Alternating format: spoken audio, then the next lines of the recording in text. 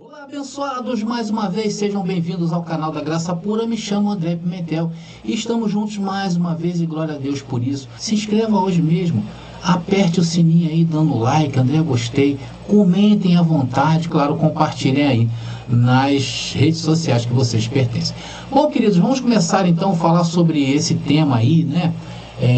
Como íamos falando aí no início dessa mensagem, essa nova série tem esse objetivo de mostrar se as práticas cristãs de hoje têm na Bíblia e mostrar o ponto de vista da Bíblia e não do homem. Então, algumas perguntas serão respondidas nessa série, ou hoje, nesse primeiro, que vamos falar sobre o dízimo, ao longo desse vídeo. Por exemplo, o dízimo tem base bíblica? Será que encontraremos na Bíblia base para entendermos o dízimo como sendo algo bíblico? Vamos ver também o que Jesus falou sobre o dízimo. Jesus falou sobre o dízimo, André? Vamos ver isso na mensagem. Vamos ver também como os primeiros cristãos cobravam, né, o dízimo ali, como era aceito entre as primeiras comunidades cristãs que passou a existir depois da morte de Cristo. E quando foi estabelecido na igreja como um mandamento, como uma ordem. Vamos ver essas, são 4 etapas, ou 4 perguntas que serão desenvolvidas ao longo dessa mensagem. E eu já quero começar falando se a primeira pergunta, né? O dízimo tem base bíblica? E aí, abençoado, o que você acha? A resposta é sim, não é, abençoado? Claro que tem. Porém, nunca foi dinheiro. Esse é o primeiro ponto de partida. No Antigo Testamento, o dízimo se apresenta como um costume antigo. Já no livro de Gênesis, vamos encontrar Abraão entregando o dízimo a Melquisedeque. Foi isso mesmo que Abraão fez. Abraão deu seu dízimo a Melquisedeque. Está lá registrado em Gênesis capítulo 14, do versículo 18 ao versículo 20. Está aí ressaltando para vocês, né? Então, amados, com a libertação, né? Com a libertação do povo do Egito, e a legislação dos sinais se fazendo presente, a lei de Moisés, a lei mosaica, ou a lei de Deus dada a Moisés, o dízimo passou a fazer parte de uma instituição legal, com Moisés. Então, ali era necessário para o sustento e manutenção do templo. Amados, em referência à instituição e uso do dízimo, nós podemos citar as seguintes passagens. Eu vou abrir aqui para vocês, para melhorar. Vamos lá. Podemos citar a seguinte passagem. Sobre as ofertas, está lá registrado em Êxodo, capítulo 35, do versículo 20 ao versículo 29. Sobre o dízimo em si, Levítico, capítulo 27, versículo 30 ao 34. E o dízimo para o serviço do Senhor também está lá em Deuteronômio 14, versículos 22 ao 29. Agora, eu quero fazer aqui uma nota bastante importante nessa mensagem, que vale a pena ressaltar isso, que a institucionalização de tudo o que aconteceu antes da lei, né, porque várias coisas aconteceram antes da lei, né, antes de vir a lei de Deus dada a Moisés. Tudo que aconteceu lá em relação a Deus foi legalizada na lei de Moisés. Portanto, todas as práticas e costumes feitos antes da lei, quando surgiu a lei, passou a se encontrar dentro dessa lei. Tudo que está nela também passou a existir de forma legal na lei de Moisés. Também, quando ela foi tirada, isso é importante, tudo o que está nela também deixará de existir. Vamos dar um exemplo assim bem prático para que vocês possam entender melhor como funciona isso, né? Você imagina se todos os empresários do Brasil, né, se reunissem hoje. Claro que eu estou falando isso hipoteticamente, tá bom, amados? Então, nesta reunião, os empresários resolvessem dar 5% a mais, né, dos seus lucros para o governo. Você imagina se os empresários se reúnem e falam, vamos dar 5% a mais para o governo. Amados, se você é empresário, me perdoa, tá bom? Eu sei o quanto vocês sofrem pela carga tributária desse país, mas eu estou dando só um exemplo.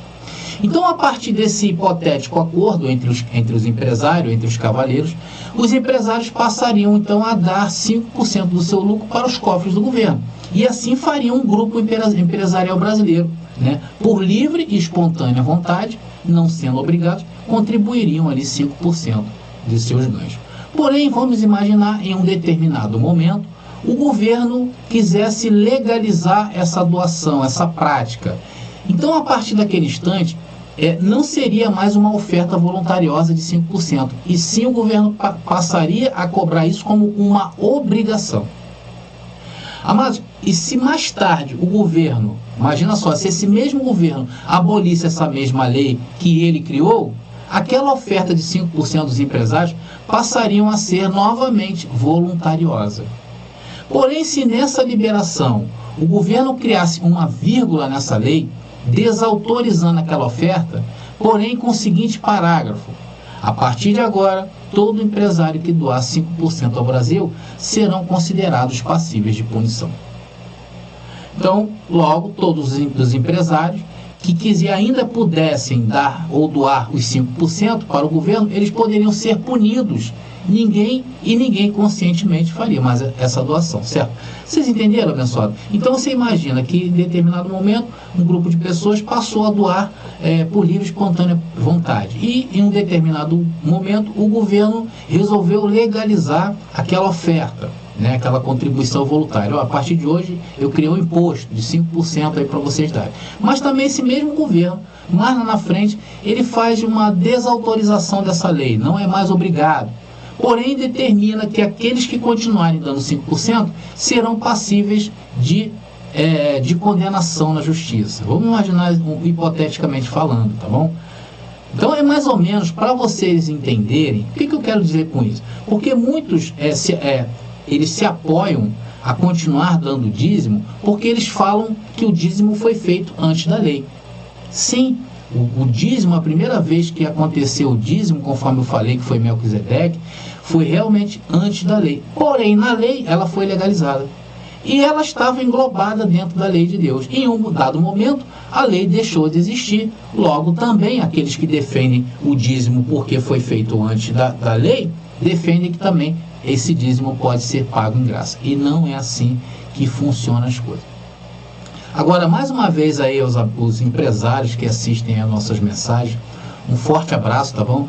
Eu acompanho o sofrimento de muitos empresários com a pesada carga tributal que tem esse país. Vocês sabem melhor do que eu isso aí. Então, abençoados, eu quero combinar uma coisa com vocês. Não vão embora, tá? Porque essa mensagem vai te surpreender. Fica comigo até o final, tá bom? Fica comigo até o final. Se você vai ficar, bate aqui comigo e vamos ficar prosseguindo. Então, amados, chegamos à conclusão que o dízimo tem bases bíblicas, porém, nunca foi dinheiro. Agora vamos ver a parte onde foi legalizado o dízimo e o que era o dízimo. E se encontra em Levítico, né, está aqui Levítico, capítulo 30, do versículo ao 32, que diz: também todas as dízimas do campo, da semente do campo, do fruto das árvores, são do Senhor. Santas são ao Senhor.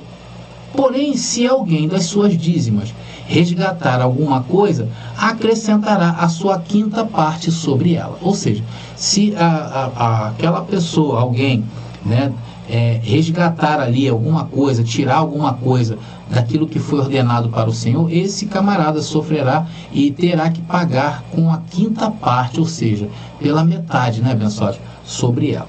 No tocante a todas as dízimas do gado e do rebanho, tudo que passar debaixo da vara, o dízimo será santo ao Senhor. Amado, aqui está bem claro, tá bom? Aqui está muito claro. E quando o próprio Senhor diz que era para ele, isso era um simbolismo. Claro que para Deus ninguém dá nada, né? Como é que você pode pegar algum material e dar para Deus? Então tudo o que se arrecadava ali ia para a tribo de Levi. Pois essa tribo, eles ficavam responsáveis pela manutenção do tabernáculo. E mais tarde o templo era dessa tribo. Era ali que era nomeado todos os sumos sacerdotes dentro de Israel, foi nomeado da tribo de Levi. E isso está registrado para os abençoados que gostam, anotem aí, em Números capítulo 18, eu não vou ler sobre isso, tá bom? Agora, um detalhe bastante interessante que eu quero trazer para os abençoados. Por que a tribo de Levi foi a tribo escolhida, né, para fazer a manutenção do templo? Porque na divisão das terras, quando Moisés chegou ali na terra prometida, ou não Moisés, mas quando Josué chegou na terra prometida, ele ficou de dividir as terras. Então o que aconteceu? A tribo de Levi ficou sem terra. Então resolveram declarar que aquela tribo seria responsável pelo tabernáculo de Deus. Tá bom? Então, em resumo, o dízimo, a lei do dízimo, era tudo o que fosse produzido pela natureza. E deveria ser reservada uma porção, 10% para Deus. E esses 10% era entregue no santuário.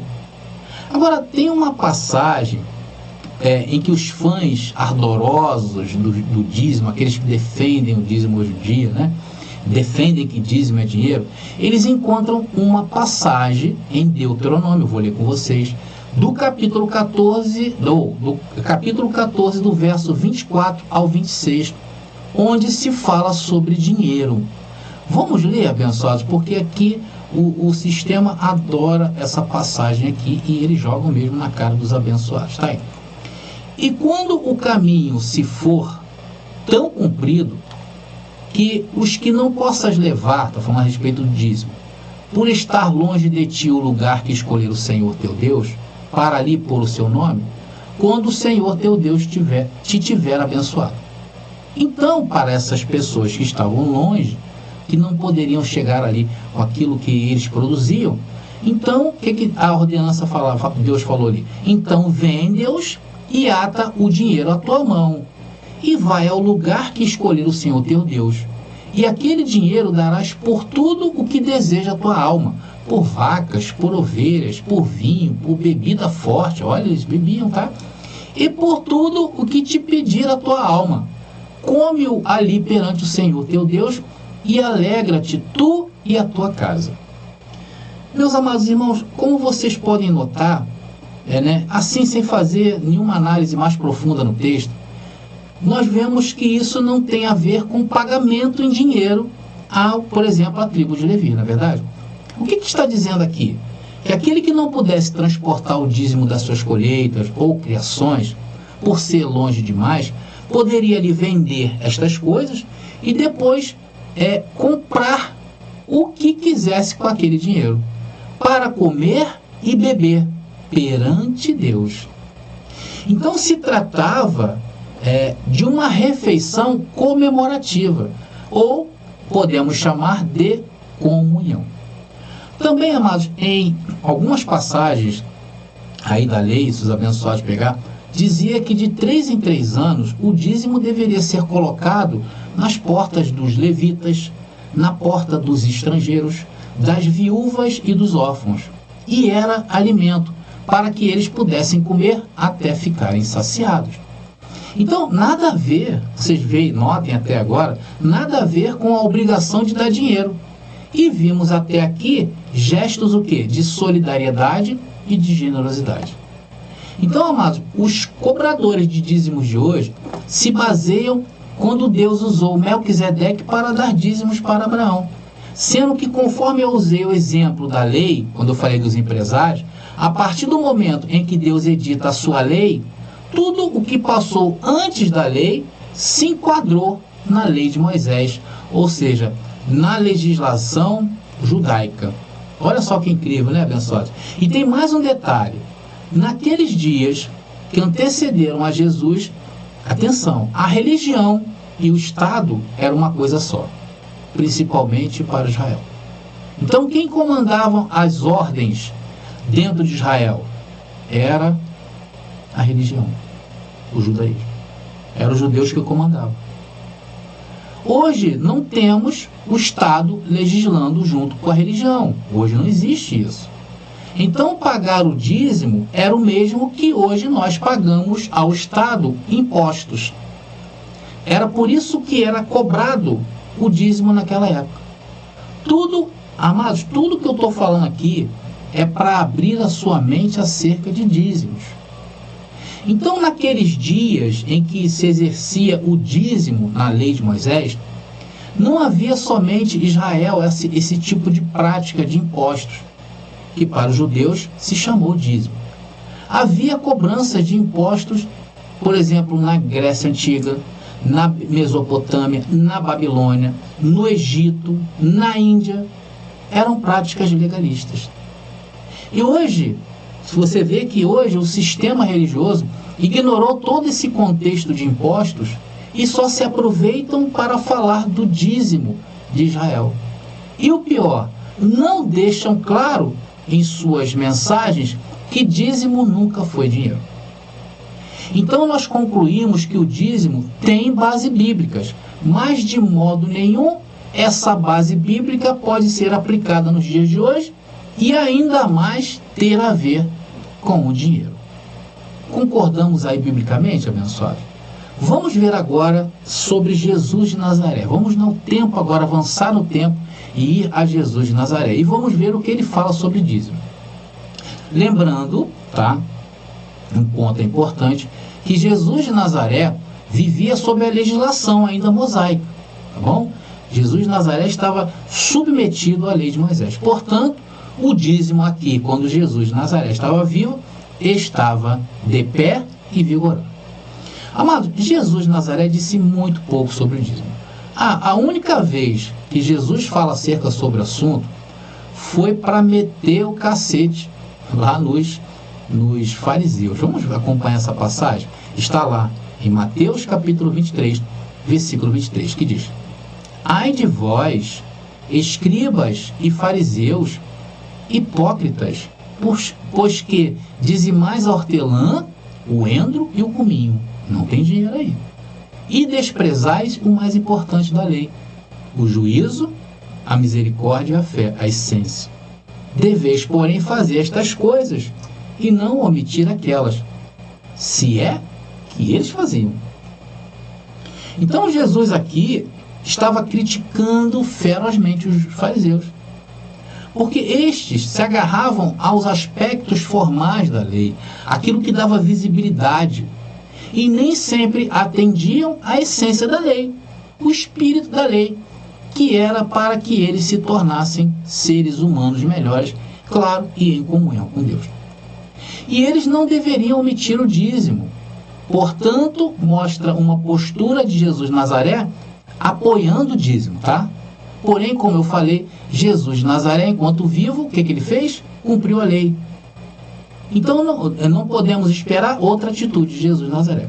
Porém, mais uma vez eu reforço, em nenhum momento, o dízimo foi dinheiro. Então, a figura principal do cristianismo, que é Jesus, nunca disse que dízimo se tratava de dinheiro. E por outro lado, Jesus chama os fariseus de hipócritas, porque dão mais valor ao dízimo do que os aspectos morais da lei. Agora, se nós pensarmos nesse versículo que acabamos de ler, vamos remeter aos dias de hoje. Não é assim que está o sistema religioso? Eles se importam mais em trazer um estudo profundo falando sobre o dízimo, erradamente, e esquecem-se da aberração que eles hoje se tornaram. Cá para nós, abençoados? Veja, olha para dentro desses lugares aí e vocês vão enxergar, não é possível. Então você vê os aspectos morais hoje do sistema religioso, está horrível. Famílias destruídas pela prostituição, por drogas, veja assassinatos nas famílias de pastores, mentiras, estão tudo aí. E esses líderes religiosos que se baseiam na Bíblia para pedir dízimo, e se for usar o texto de Jesus, se eles forem usar o texto de Jesus, deveriam se ater ao que o texto está dizendo. Se eles forem usar esse texto aí que nós acabamos de ler, Mateus 23, 23, eles têm que se atentar ao texto. E o texto está claro, está dizendo que não é dinheiro.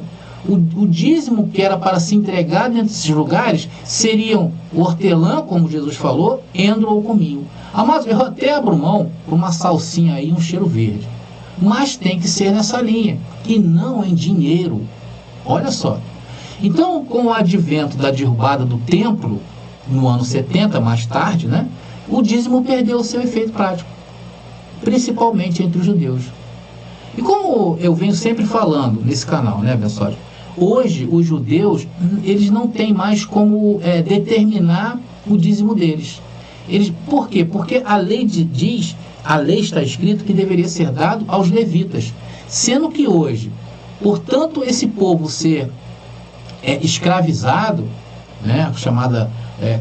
tantas vezes que esse povo de Israel aí foi colocado quase que a inexistência nos dias de hoje, eles perderam, eles não têm como hoje descobrir quem são o fulano ou o cicrano da tribo de Levi. Então eles tentam fazer do dízimo um ato de caridade, para não deixar passar em branco a lei de Moisés. Porém, eles não usam dízimo, dinheiro, principalmente como dízimo e mandamento, para ofertar lá nas suas sinagogas. Então, amados, nós falamos até agora sobre o aspecto judeu. E os cristãos da primeira era, como viam o dízimo? Então vamos falar agora sobre os primeiros cristãos, tá bom? Vamos procurar na Bíblia se encontramos respostas, né, dentro da palavra. Os livros que compõem, como o sistema fala, o Antigo Testamento, nós falamos o quê? Dos livros escritos em grego, porque ali tem história, ali tem lei, ali tem graça, tudo ali composto nos livros que foram escritos em grego. O livro mais antigo que apareceu no cenário, né, dos livros em grego ou do Novo Testamento foi a carta de Paulo aos Tessalonicenses, por volta ali do ano 50 depois de Cristo, bem próximo ali depois da morte de Cristo. Então, nesta carta, nós vamos ler agora, vamos ver Paulo dizendo que estava cansado e fatigado pelo seu trabalho. E dizia para não ser pesado a nenhum irmão, ele não pedia dinheiro, né? Pelo menos nessa época de Paulo, né, não havia alguma cobrança de dízimos em dinheiro. Vamos acompanhar aí 1 Tessalonicenses, capítulo 3, capítulo 2, versículo 9, que diz ali, ó: porque bem vos lembrais, irmãos, do nosso trabalho, porque bem vos lembrais, irmãos, do nosso trabalho e fadiga, pois trabalhando noite e dia, para não sermos pesados a nenhum de vós, vos pregamos o Evangelho de Deus. Amados, para quem não sabe, Paulo tinha uma profissão. Paulo, ele era fabricante de tendas, ele fabricava tendas, tá bom? Conclusão, Paulo trabalhava. Vamos ver agora em 2 Tessalonicenses, capítulo 3 agora, versículo 8. Vamos lá, vamos ler. Que diz: nem de graça comemos o pão de homem algum, mas com trabalho e fadiga, trabalhando noite e dia, para não sermos pesados a nenhum de vós.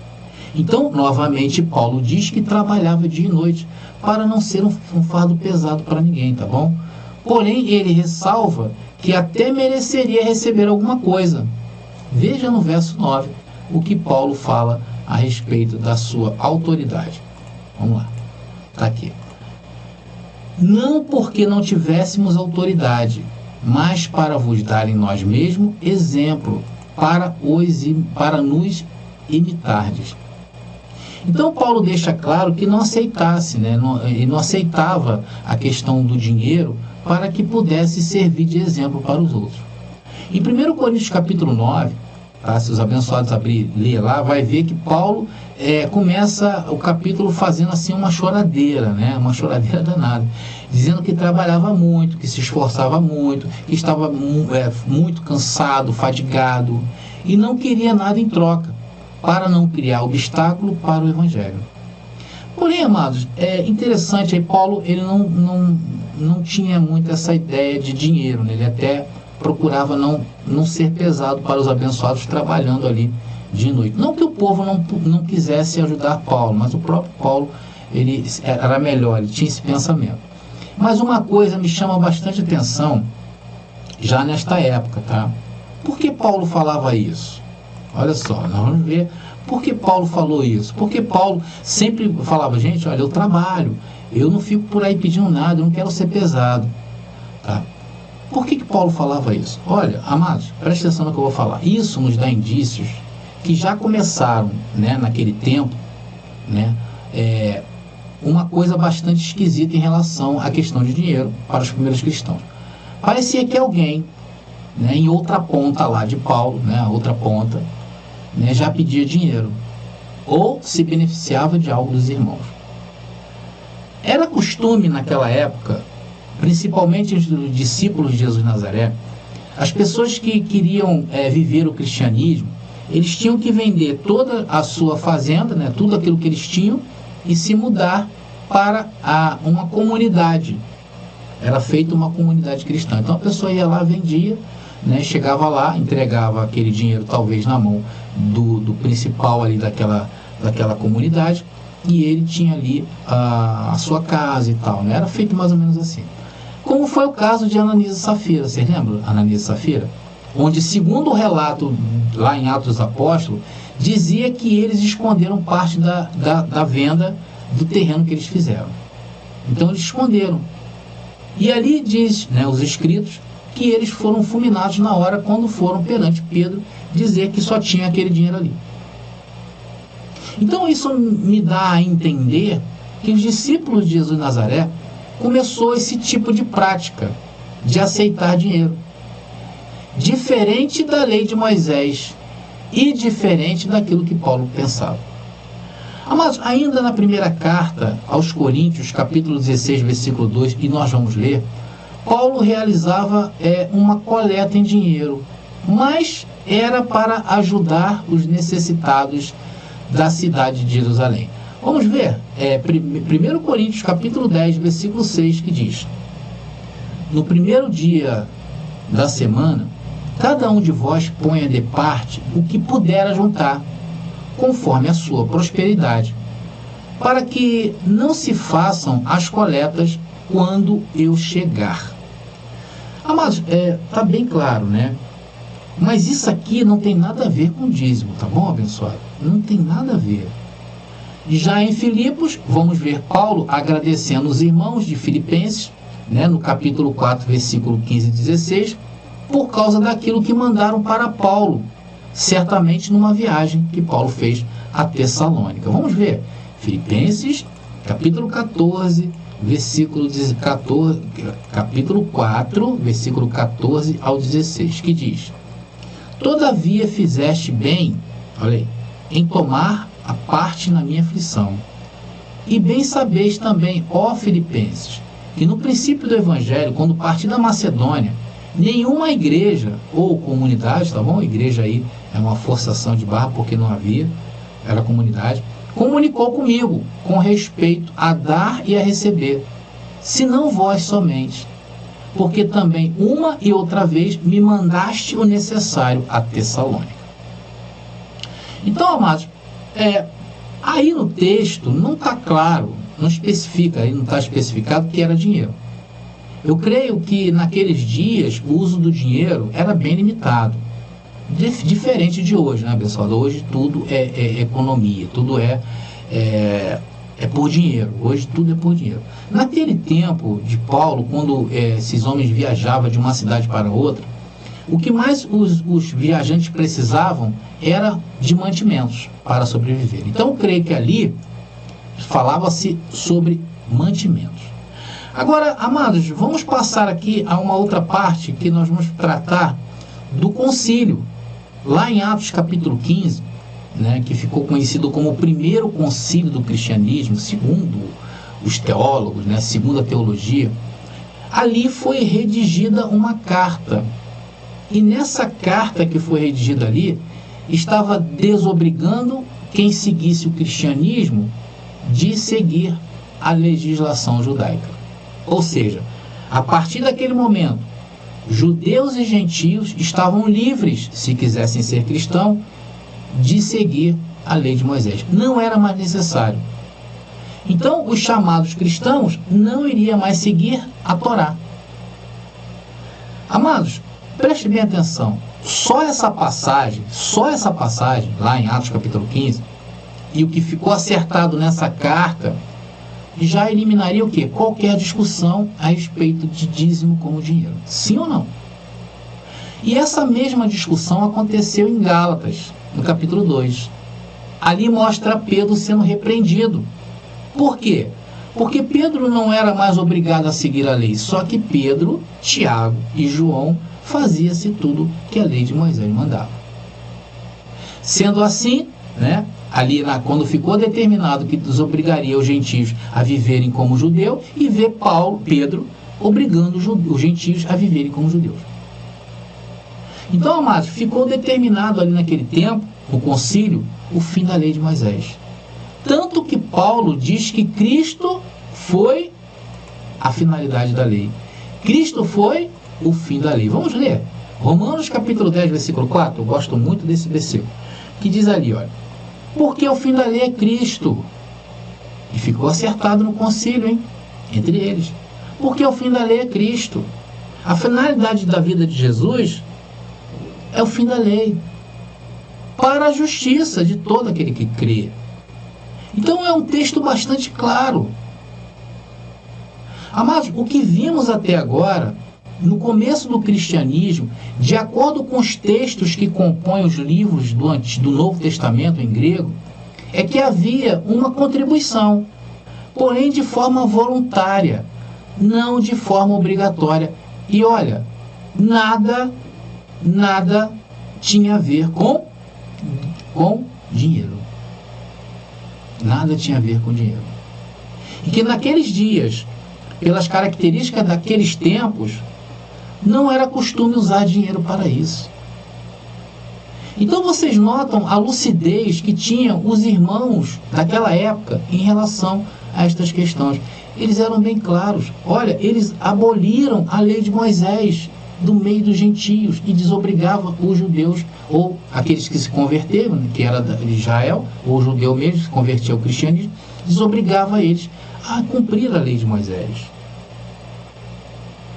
Então está bem claro. Amados, há um livro conhecido, não sei se alguns abençoados aí conhecem, se todos conhecem, chamado Didaquê, que foi um livro escrito, segundo esse livro, escrito pelos apóstolos, chamado Didaquê, que quer dizer ensino. Esse livro é muito importante historicamente falando, mas o sistema religioso, que detém os direitos autorais da Bíblia, ou seja, eles colocam o que quer e tiram o que quer, não considera esse livro digno de fazer parte da biblioteca oficial do sistema religioso, que é a Bíblia. Um livro que foi escrito ali, provavelmente, entre os tempos dos discípulos de Jesus e também um pouquinho mais na frente. Por volta, eu acredito até ali, por volta do ano 90, depois de Cristo. Mas em nenhum momento esse livro fala de dízimos. Uma outra informação importante. Inclusive, até em relação a dinheiro, o que o Didaquê fala, eles fazem observações severas sobre o dinheiro. Tem uma passagem, se não me engano, no capítulo 13 do Didaquê, diz que se um profeta chega a uma casa de um irmão e recebe, esse irmão vai receber, porém, este profeta não deve ficar mais do que 3 dias na casa daquela pessoa. E quando ele for embora, quando ele partir, dê a ele o necessário para a sua sobrevivência, alimento para esse profeta. Mas, se esse profeta lhe pedir dinheiro, esse será considerado um falso profeta. Olha só o que diz o Didaquê em relação a essa questão. É claro que nós cremos que profecia se acabou e hoje não existe mais profecias nem profetas. Tá bom, abençoados? Mas era costume, naquele tempo, os profetas pedirem dinheiro. Parece até os dias de hoje, Tem gente aí que se diz ser profeta, você vai a um monte desses aí, a pessoa está lá para pegar o teu dinheiro. Então, olha, não tem. Agora, a primeira vez que se tem notícia sobre dízimos entre os cristãos foi com Cipriano, de Cartago. Eu vou falar de Cipriano? Cipriano foi um padre do sistema religioso, ali por volta do ano 2 depois de Cristo. Ele escreveu vários artigos e um deles sobre o dízimo. E mais tarde, no Concílio de Nicéia, os homens resolveram instituir o dízimo também como uma ordem de mandamentos. Então o que eles fizeram? o dízimo saiu de cena. Jesus disse que ele era o fim da lei. Os discípulos de Jesus e o apóstolo Paulo se reuniram em Jerusalém e escreveram uma carta desobrigando os judeus a cumprir a lei. Só que mais tarde, o sistema religioso voltou com o dízimo para os dias até hoje. Então, amados, vocês vejam a tamanha autoridade, entre aspas, que esse sistema tem.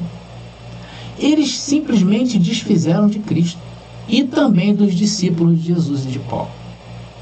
E essa argumentação sobre dízimo, ela foi sendo desenvolvida gradualmente ao longo dos séculos. No começo era feita de forma que alcançasse os pobres e necessitados.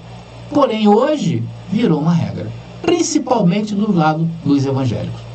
Ou seja, entre os primeiros cristãos era uma prática que não estipulava valor.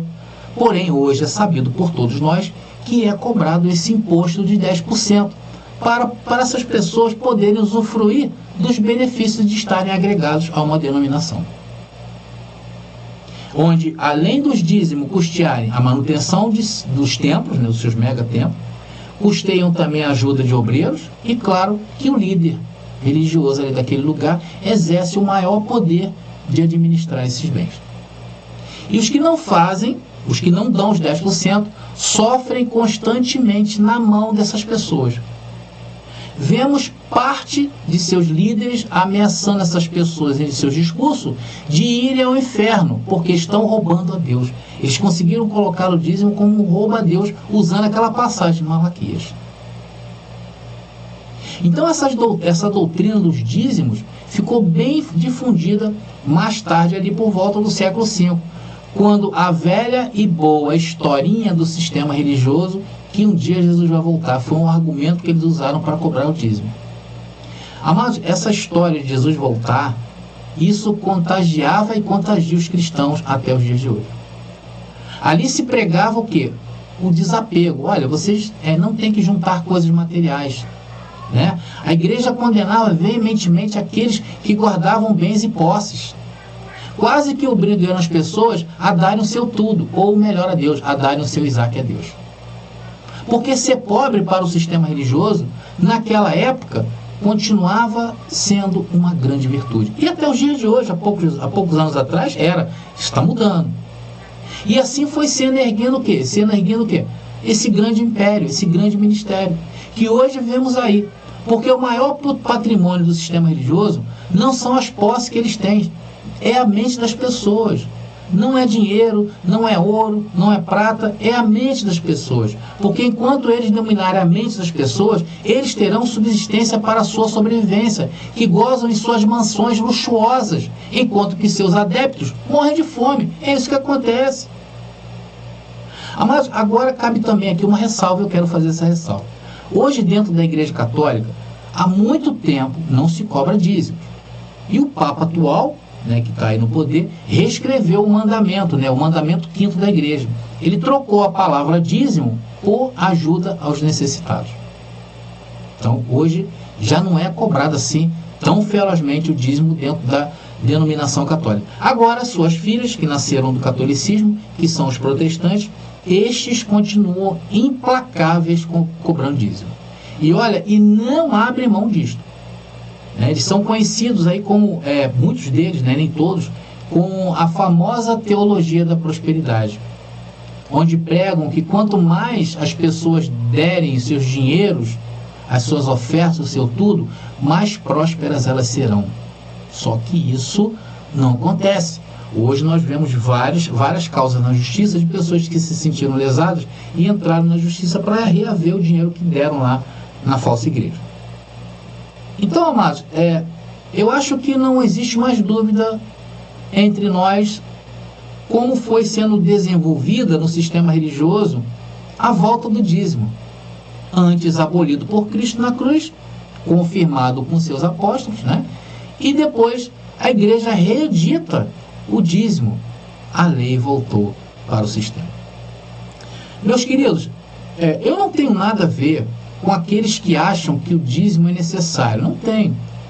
Eu só não consigo entender, diante de tantas aberrações que vemos hoje em dia, que vem destes lugares chamados igreja, mas é muita coisa.